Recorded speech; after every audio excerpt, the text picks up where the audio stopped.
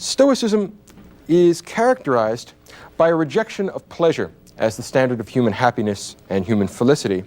Stoicism takes the position that the wise man, the good man, the philosopher, is a man who lives in accordance with nature.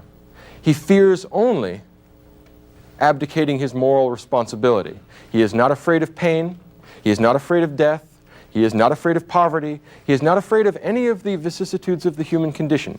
He fears only that he should let himself down and that he should be less than a complete human being.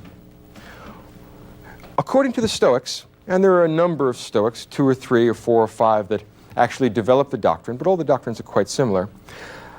The only matter of concern to a wise and philosophic individual is the things completely under your control. You can't control the movements of the sun and the planets. You can't control whether a leaky ship sinks or makes it to port.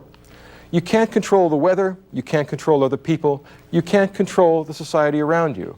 There's only one thing, and one thing only, that you are in control of, and that is you.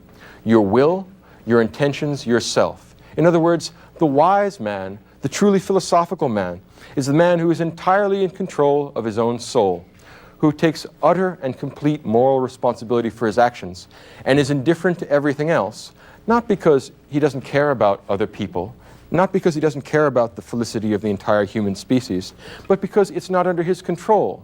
There's no use wondering or worrying about what tomorrow will bring, since tomorrow isn't under your control. Do what's right today, and let tomorrow take care of itself. The Stoic philosopher is the man who has liberated himself from fear. He's not afraid of death. He's not afraid of pain. He's not afraid of other people's dismissal as a fool. The only thing he cares about is that he should meet his moral obligations.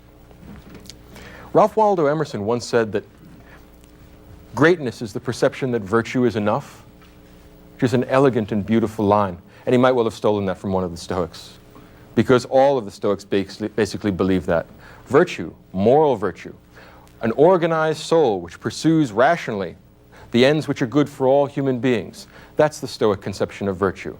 They finally understand their greatness consists in the fact that they perceive that virtue is enough. We do not need wealth. We do not need sexual gratification. We do not need life itself. If moral virtue tells us that we must die in the pursuit of some good end, the protection of our family, the protection of our home, the protection of the innocent, in the doing of right, nothing should be spared, not even our lives. The Stoic wise man is a man who has trained his soul, trained his mind, so that he is not afraid of apparent evils. He is only afraid of real evil. He is afraid of losing control of his soul.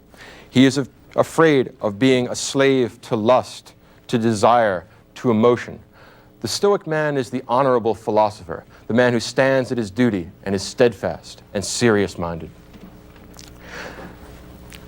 In living according to nature, what the Stoic philosopher does is examine the nature of the human condition and the nature of the world around us.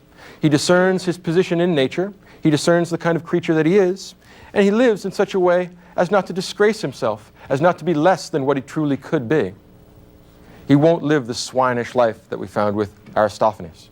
He wants to be, if not a god, certainly not less than human. He won't be an animal either. He will live up to the fullest potentials that human being has to offer.